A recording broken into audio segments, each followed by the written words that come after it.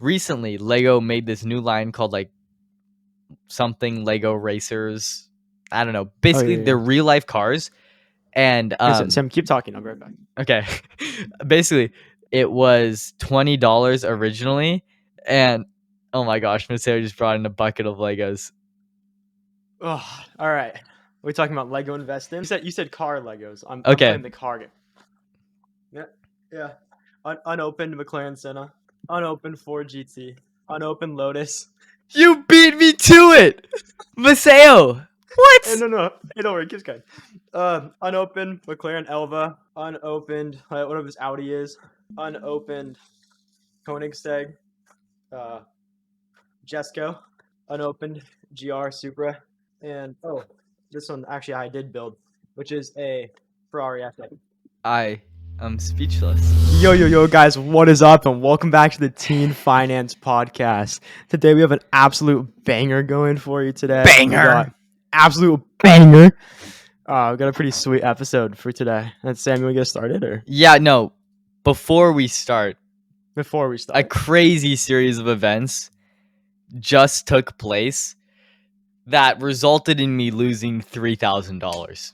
All right, so you might have a what? Yeah, I know it sounds crazy. All right, so to get context, we need to go back in time a little bit. All right, so over the past month or so, I've been telling you about these trips that I'm going to be going on soon, right? So we have I'm going to Edinburgh and London coming up in 2 weeks. 2 weeks, right? Yeah. Just had a meeting about that, so that went good. This weekend I'm going down to Santa Barbara for Gaucho Mon, and then I have a ton of other projects. I'm just busy coming up in these next couple of weeks, and a lot of the things that I'm doing revolve around my media business. All right, Sam Crane Media. For a lot of you know that I do this. I think maybe in the first episode of the podcast we talked about it, but yeah, probably that's my primary source of income. Is I've been making videos and doing photos and that kind of stuff for like the past 6 years of my life. But more recently, I just started turning it into like a business, and that's how I make money. And that's been kicking up. So I've been getting a lot of emails from clients wanting me to do projects. And the thing is, the camera that I've been using forever for my making my stuff, it's like from 2016. So it's a really old camera. It's like 7 years old. And I'm growing out of it, to be frank. I recently, for all my recent projects, I haven't even been using it at all. I've been borrowing ones from the school. Yeah. The thing is, that can only get you so far. And our Mr. Lucadano, the digital media teacher at our school, has been so gracious with me, just letting me like borrow his stuff, some of his personal gear too. And that's how I've been surviving for these past for the past like year, basically. The thing is, I didn't want to have to ask him to borrow a camera to take overseas to London. And it's really weird borrowing school equipment for doing my own personal things. So it was time for me to, buy another camera, basically. The thing is, I don't want to geek out too much on everyone, but this new camera just came out called the Panasonic Lumix S5 II. So you had a Panasonic camera for a brief stint, maybe like a couple of days before you returned it and sent it back. 4 days. What was the main problem with it? It was the autofocus, right? It just... Yeah, I thought the autofocus sucked, and the color wasn't that great, and my editing skills weren't amazing at that point. Basically, so I couldn't really utilize it. Yeah, you sold it for a Canon that has better autofocus. That's... Yeah. Yeah. It's around here somewhere. And that had been the main issue with Panasonic cameras. This new one that came out has great autofocus, and I'm like, this is the camera I want. So it's coming out soon, right? So there had been pre-orders for like a month, and it was going to come out on January 30th. What day is it today, Maseo? It's January 30th. All right, so I started to get worried because I hadn't pre-ordered the camera. And I was looking at all these things on like Amazon and stuff, and it said it was going to ship February 22nd, February 25th, and I'm like, that's not in time for my trip and all of my client work that I have coming up. So I'm scared, all right? So we went to the meeting today, and I'm like, oh my gosh, the last thing that I need to get before this trip to be ready, I need to get a camera. So then I was looking today, the camera came out. Check Best Buy, sold out. Check B&H, sold out. And the only things that aren't sold out is buying the camera with the kit lens. The thing is, that kit lens would be totally useless for me. And Maseo, you know just how hard it is to sell something on Craigslist that is like completely useless. No one's buying the kit lens for these cameras. So I'd basically be tanking the $300 and then seeing if I could get rid of that lens for something. And then I looked and I found Adorama, right? This website, this camera website, and Yeah. it said that they had a couple left. It said that we're gonna have some ready in 2 to 5 days. So while Mhm. I'm contacting Adorama to see if they're gonna be able to get this camera back in stock, I go and I just check Amazon just to see, and there are 2 cameras left in stock. And I'm like, all right, it is time to pull the trigger. I can avoid all of these catastrophic failures of having to, buy the camera with a kit lens that then I would have to try to sell, or like, begging the digital media teacher at our school to lend me a camera for this upcoming client work. But it all worked out. I'm like, all right, now is the time to pull the trigger. So in the past 3 hours, 2 hours, I just dropped $3,000 on a new camera. The thing is, it is a business investment 100%. That's how I'm going to justify it. It's not a toy for me because really it is my work. That's what I do to make money now. So I think it was a necessity. I don't see how I could have gotten away with not buying this camera because I need a camera, right? Yes? Yeah. No. It's logical. It'll Don't pay itself no off, me. right? I need a No. camera, No. Maseo. Sam, it'll pay itself off, right? I know. You're gonna pay it off quickly too, right? I'm thinking I'll be able to pay it off within like the next couple of months, and then everything after that, as we like to call it here on the pod, pure profit. So I think it's a W move, and that brings me into this little segment that I wanted to talk about, which is investing in yourself. So I'm fully confident that this is the right decision, and the reason is because I believe in my own skills, and I know that I'll be able to use this camera to make more money. And thing is, spending something like $3,000 to buy a brand new camera can be really scary because it's not a small amount of money. And if you can't pay it off, all of a sudden you're $3,000 in the hole. I mean, of course you get a new camera, but that's it's just a big hurdle to jump over. And I think you have to realize that you're investing in yourself. You're betting that you're going to be able to pay it off. The only person that is responsible is you. But when you really do believe in yourself, it's like totally fine to spend money on stuff that is personal development. I mean, we look at like things like college. I mean, that's like a really big invest in yourself moment if you decide to do that. You're looking at like $250,000. That's purely professional development. This is more of like a business expense. And then the second thing that it ties into is I don't know about you, Maseo, but I would always, let's say you're like, back when you're like, let's say like 2 years ago when you're trying to start random business ideas, right? Yeah. And you need to start a website. Wouldn't you always look for like the free tier website? Yeah. Every time. Like what's free? What's free? And I think until recently, I had been going on this mindset of like you can only get like free software and free stuff like that. Like it's not okay to spend money, especially on things like software. But now recently, I mean with the pod, I'm not even paying for it. This is just going on your black card. But Riverside, we're like paying, money to get the subscription that for the software that we use. Then like for Chimp Typhoon, we're like buying domains and developer kits and all of that stuff, just banking on the fact that we're gonna make money and be able to pay it off. So that's another thing. If something's free, we kind of talked about this last time, but if something's free, you are the product, not the buyer. So getting over that hurdle, buying free stuff, being willing to make big purchases, because I'm telling you right now, there's a ceiling to the amount of money you can make if you don't put in any upfront investment. be careful with this though, because this is also something that a lot of people use to get you to buy their course. You know, like I feel like this is a common strategy. Like, just pay this much money and you can make this much more. So this does not mean you need to go buy the first TikToker's course that you see. But what I am saying is that a lot of times there is an investment that's necessary to end up making money, because I mean, how much money do you think you can make with no investment? I guess there are certain things where you don't need that much startup cash. But let's Yeah. say you just want to do something like start a drop shipping store, you're gonna need to like pay $30 for a Shopify account, and you can try to find some free alternative, but they're probably making money off of you some other way besides just taking money from your wallet. Yeah, totally. And I feel kind of like when you spend money on something, it kind of gets like skin in the game, you know, like it'll keep you motivated to like actually stay true to it. Like I've made so many websites on Wix and Yeah, like free Shopify and like all that stuff, and never stuck with it because I wasn't paying for it. Like I had no skin in the game. Like why would I care?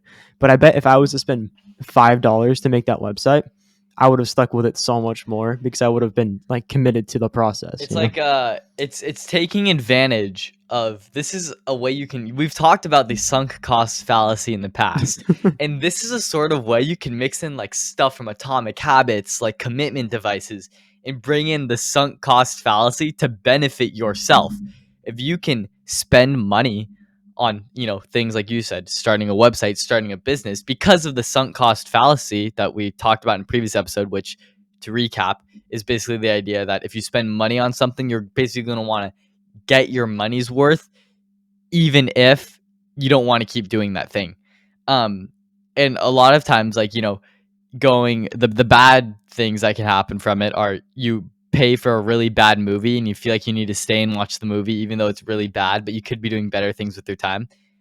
If there's something that you know for a fact that you want to commit to, like starting a business, if you pay that money up front, then sunk cost fallacy is going to kick in. You're going to want to stick with building that business, even if exterior motives and other things are making you want to back out. So that's like a fun, that is a fun spin on like how to use these traditionally negative things to your advantage. Yeah. So have you watched the new Avatar movie? No, I haven't. Sorry. Why? I don't know, bro. I know Okay. I should. Well, I just haven't had the time to do it. That's my excuse for everything. I don't have the time. It's a really bad. It is a terrible excuse. That movie's like the opposite of the sunk cost fallacy. Like, Is it really that good? it went by really quick. Like I was I'll check surprised it I out. spent 4 But hours. that's like it's a, how long is it? 3.5 hours. That's ridiculous. So I don't long. have that. I don't have that kind of time, bro. It's so long.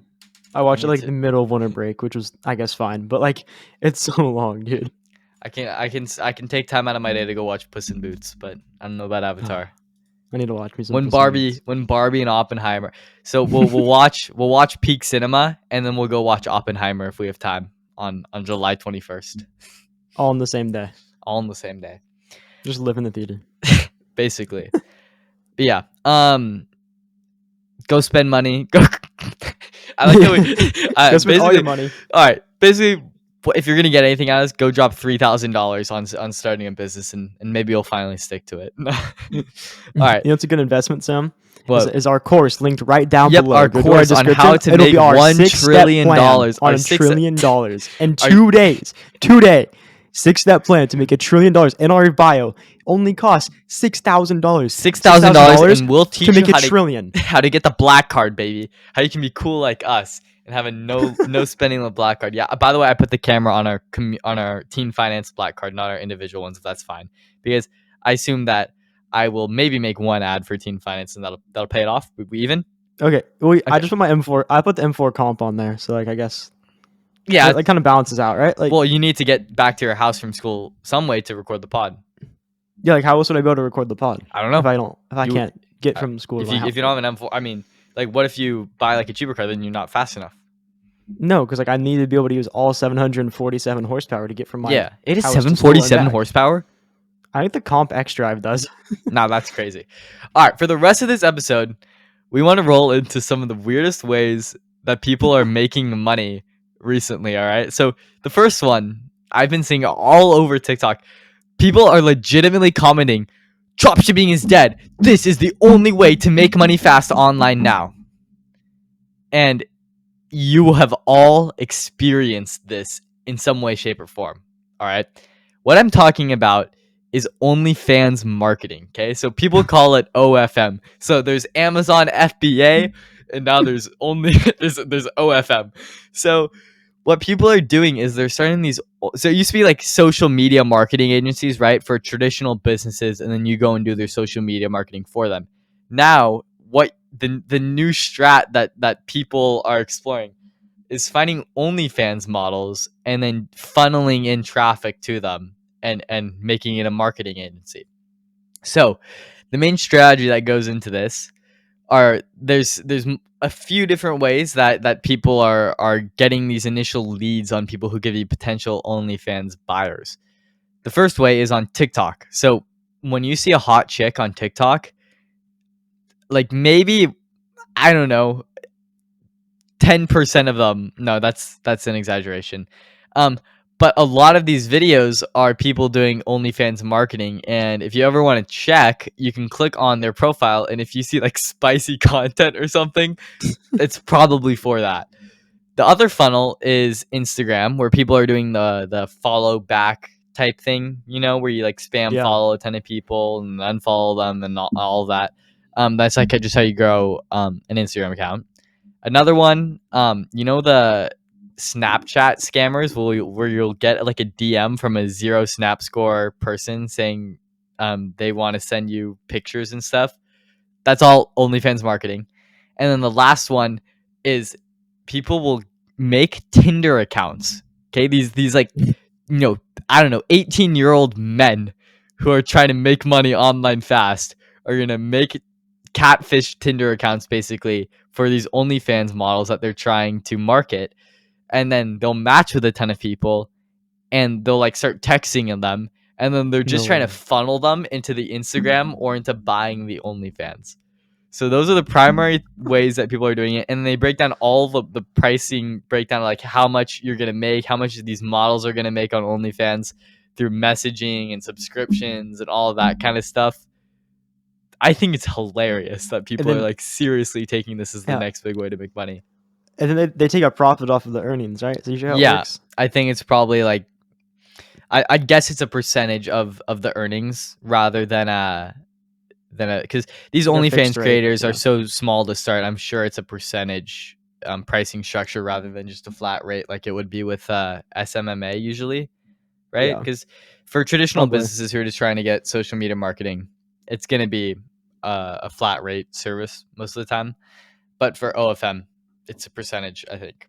So, like Maseo, if you want to be an OnlyFans model, maybe I can be your Will you OnlyFans shoot promotional marketing. content for me? Yeah, I could shoot promo. So I don't think they're actually like shooting any like promotional content. Literally, like I was, I want. This is gonna sound. I was on Well, YouTube a second ago, so watching uh-huh. OnlyFans how to do Sure. OnlyFans marketing videos, and they said the only things you need are like phones with 4G connections.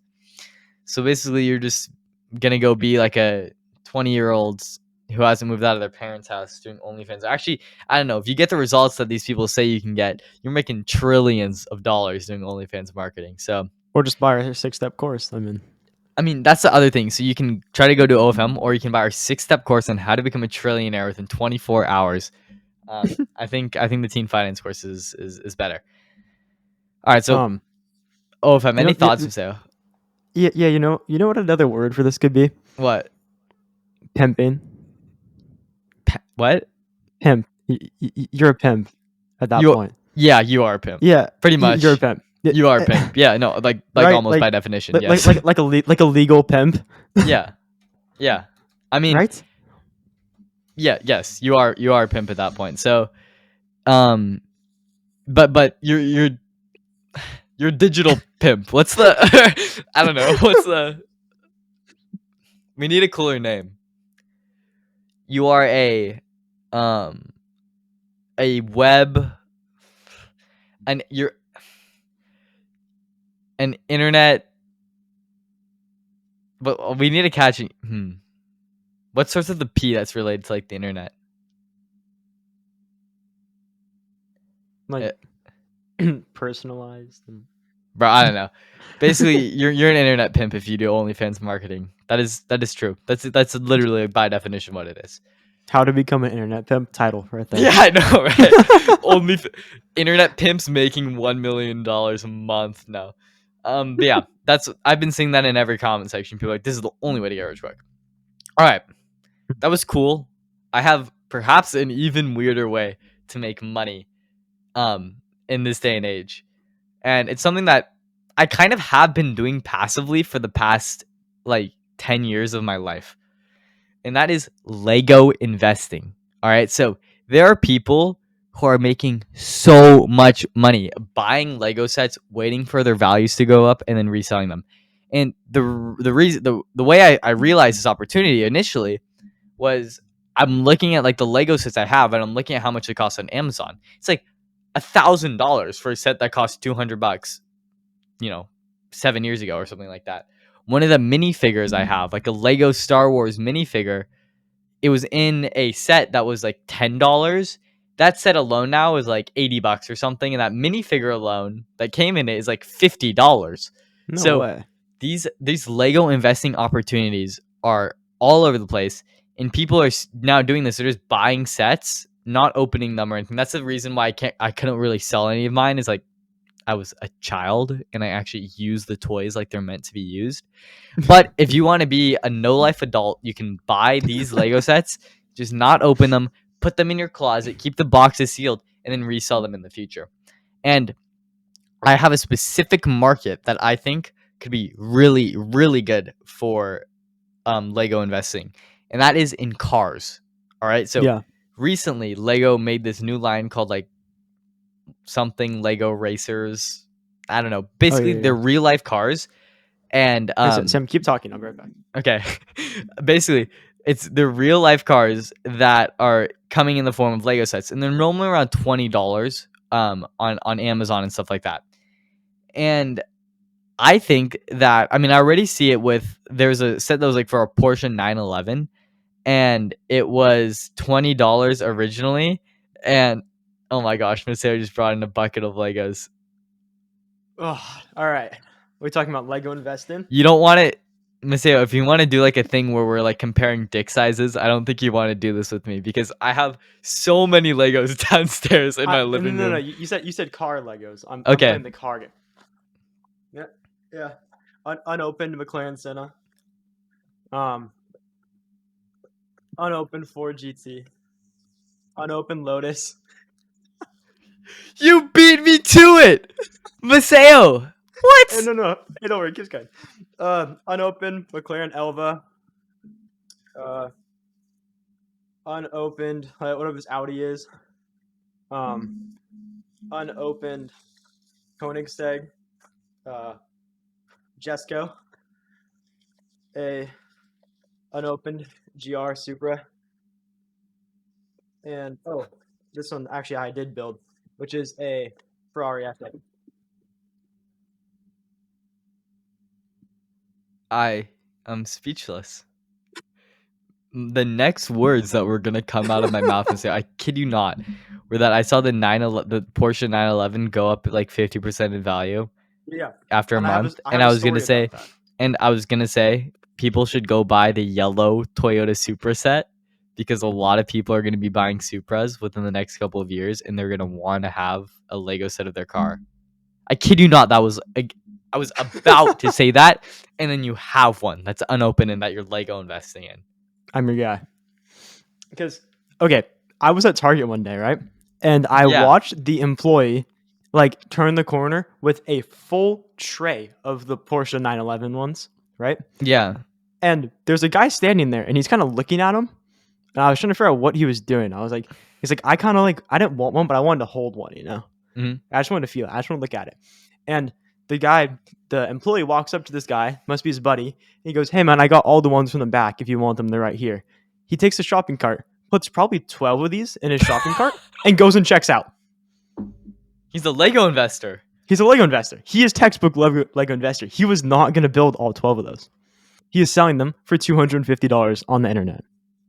Wow. right before Christmas. So the big Lego, big white Porsche 911, Big, yeah. that one you're gonna need to wait on. But like, who got one? Grant got one for Christmas or something, dude. That thing is gonna go. It's gonna double or triple in value within the next 5 years. They're still in stock now though. So, but I was talking about the little one. The little like $20 one is like $40 I have now the or little something. one. You do? Yeah, it's somewhere. You literally beat me to my own game. McLaren Senna built. I was about to go buy a ton of these, but I feel like I'm just copying you, doing some like, little boy stuff. Like that's Well, 'cause, like, small boy stuff. If I go and buy Legos to invest in now, isn't it? like, no, it's fine. I was like I'm kind of gonna stick to making videos or something, bro. I don't know. I really thought Lego investing was gonna be my new thing, but you've completely beat me to it. Like, I had the intent of building these, but then the more that like I looked at them, they were like really desirable cars that I don't see at Target anymore, and I was like, So like, this seems like an investment opportunity. Is Hot Wheels investing, and you also completely beat me to that. I showed you how I got like this Lotus and Mira just because I saw it at like Safeway or something, and then you pulled like 7 of these out of your ass. And I'm like, oh.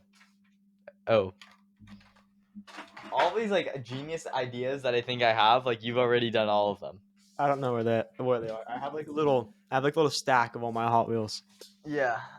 My dad's buddy sent them a Model 3 and a Model Y, and the Model 3 and Model Y ones have like wide body kits on them.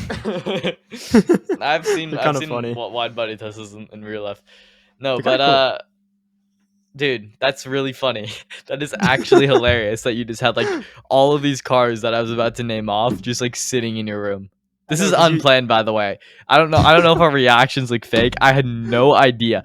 Well, we've been talking about the Lego investing thing that's been on, but I think you bought these a while ago, right? No, these are old. These are like months. That's hilarious. I saw you put in the title and I got excited. That's really funny. I was waiting for my. You waited for the moment to like. Yeah, I wanted to be like, keep wait, talking, one moment, and I'm like, I thought so. There's someone at your door or something. But I'm like, all right, keep talking. Never again, bro. All right, Lego investing.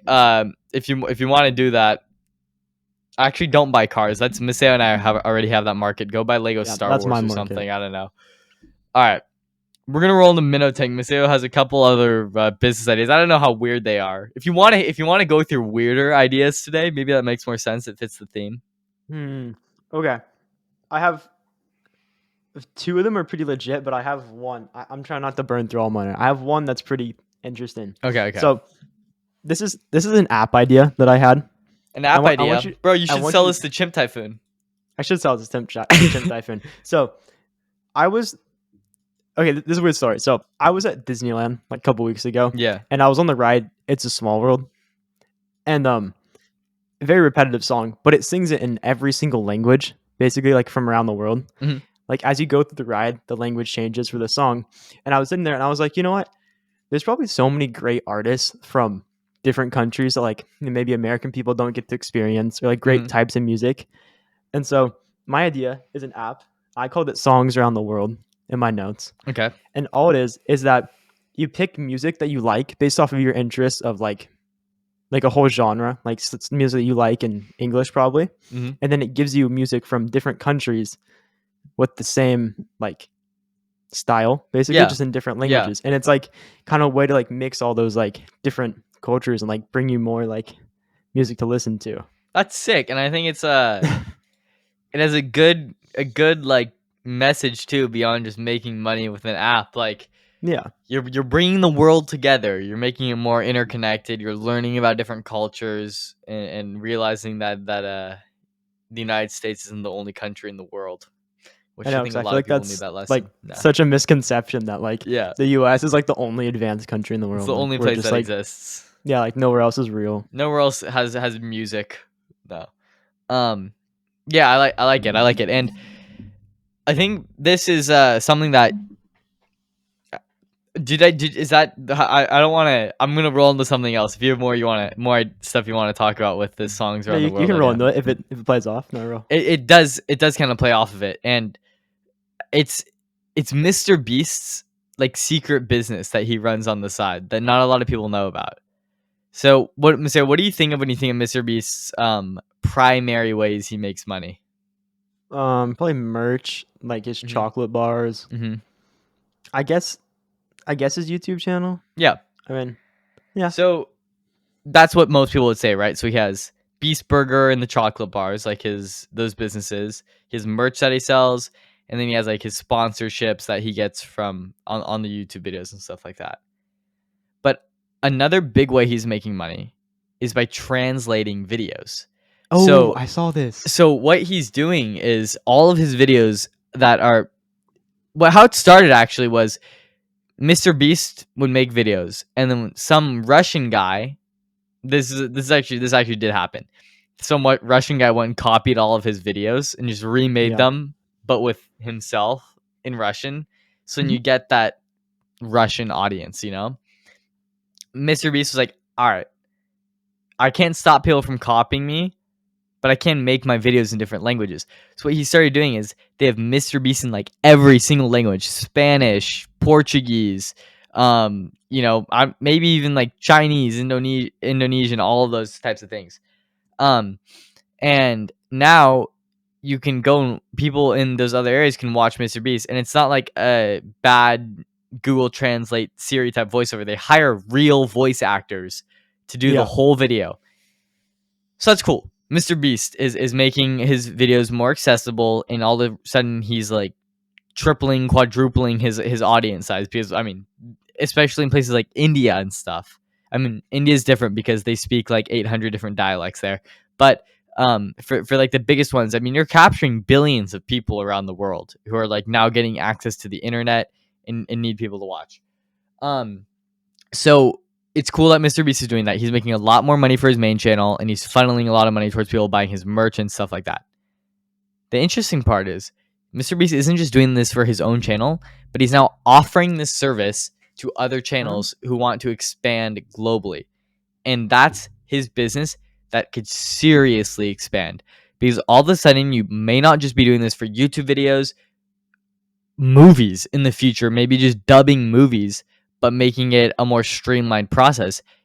This is perhaps the business that he runs with the most growth potential, in my opinion, because it's bigger than him. It's really just like translating Totally. stuff globally and hiring the best of the best voice actors to do so. Huh. Teen Yeah, Finance China coming soon. teen finance, and yeah, maybe we'll translate this podcast into 20 trillion different language. In every single language, we're going global. Global I wonder if, domination is the ultimate goal. but I Yeah, wonder if AI could do it. that's what it's a. That's the natural thing you're gonna ask. And with deepfaked voices getting very, very good, it could happen in the future. Obviously, you're still gonna lack that.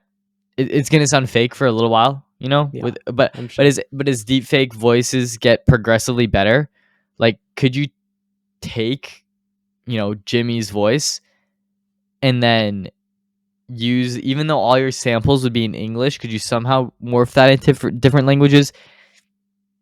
I don't know. Maybe. I Maybe, mean, or you could just take the sample of one voice actor in one like country and make that person like the voice of that whole country. That would probably be pretty brutal for everyone living there. But yeah, there is definitely an AI deepfake type opportunity in this market too. All right, sorry, I no, that was completely great. went away. I just like stole the No, floor that was from you. great. That was great. But I like the idea of and it could totally happen with songs too if you want to translate them. I think what you were saying was not translating them though, and just leaving them like No, getting it was exposed just to like, different languages. yeah, just like give you That's like what the I think. genre I and think some that would other be like better. country. I think I think that'd definitely be better, and also expose you to new genres like K-pop and stuff. Like Korean pop Yeah, is a genre within itself. It's kind of different than the pop we have in the States, but I think it's pretty popular here too, though. It's like a bro, lot of people are totally. What do you mean? pretty Everyone's into into Korean K-pop. pop, dude. Yeah.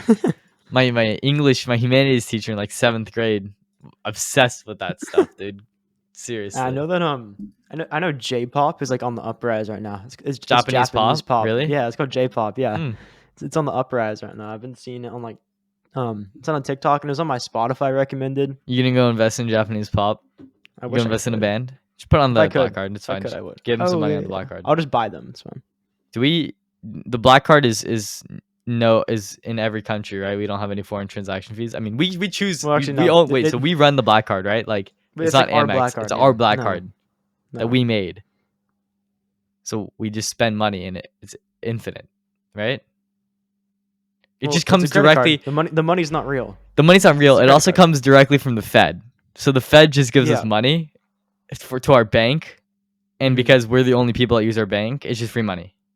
And like for some reason though, like The every time we homie spend Jerome, money dude. on it, Oh my gosh. like I don't know, like every time we spend money on it though, like it says like this weird thing. It says like balance negative like 800,000. Really? But I'm guessing that like means like maybe like the website. That is, means like, they owe slightly us. That means tilted, that they maybe? owe us Oh, $800,000.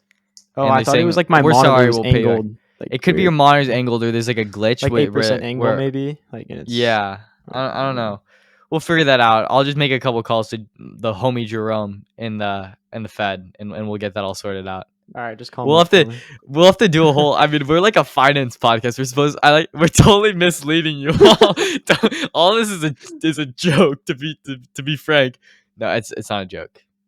The homie Jerome. I give him a call. He prints more money and he mails it directly to us. That's how it works. That's the teen. That's the true teen finance way. All right. So do you have any other weird business ideas that fit into this category? Oh wait, one more thing. Okay, it's not opened yet, but in the corner of my room there is the R32 Skyline Lego set, and I predict oh my the gosh. value of that Lego set will go through the roof. I predict it is gonna be $1,000 Lego set. Give it 2 years. It is Paul Walker's R32 Skyline. It was like I'm pretty sure Let's see. as of now it's probably not that high. It's 'cause $40 pretty new. on eBay right now in StockX. Okay, that's Should I what buy paid one? for it. I think I paid 30 for it. Right? Is that or no? It was 40 MSRP. Did I pay $40? I think it was probably cheaper MSRP. It's like 20 something. Might have been 30. Lego Like, Speed Champions is what the line is called. Yeah. Like I feel like I see major opportunity for that, especially with all the JDM fanboys in the world. right now. Absolutely. So So I think kind of want to build it though. I think most of the here's the Dom Toretto Dodge Charger, $20. So I think $20 is the MSRP for these things. So it's already went up 100%, which for anyone who knows stock market returns, average is 10% a year. Lego investing beats the stock market by so much. It literally gaps it. It is not really, it's more of like a speculation than an investment, because your Lego set value could go down or whatnot. Actually, I don't know. I rarely have seen Lego set values go down. Maybe it's just a fail-safe way to make money. I mean, I did not just say that. I did not just say that. Buy at your own risk. It could be very difficult to sell. Like there's the chance that you just can't sell them, and that people. Then you just build aren't it. I mean, I buying. see no downside. Then exactly. Then you just like build it and like get into like. Okay, it was Then you have a Lego 25. It car. was $25 MSRP, Maseo. So you've Okay. already made a lot of money. I Sweet. mean, percentage wise. If I give it a couple years, Like, I then don't you- want to build it by for a couple years. I mean, But, bro, it's a couple put that in a years safe and lock it. $20. Well, it's gonna be worth more if you You're right. then you're right. buy another one. Buy two. That's build true. one. Double up. Save one as the investment. Maybe I'll buy one as the we'll see. We'll see. I Which- have gift cards to Target, and I'm thinking I'll just buy Legos to invest in. Lego invest in. Yes, sir. I'm gonna steal your market. You better watch out, Maseo. I'm coming for your Lego sales. You haven't seen the archives yet. Dude, I'm scared. You probably have like a whole stash in your basement. I Like do 20 have more, million actually. Lego sets. No way. All right. There's like 8 more. That's it for this episode. We hope you guys learned some fun and odd ways to make money. We had OnlyFans marketing, Lego investing, translating. I don't know. We'll see. Mark your calendars for next week. We got the. Do we hint at the bod pod or no? The bod pod. We kind of hinted at last time. Well, Basically- the name hints it. The name hints it. All right. We'll see y'all next week. Goodbye. See ya. Meow. Bye.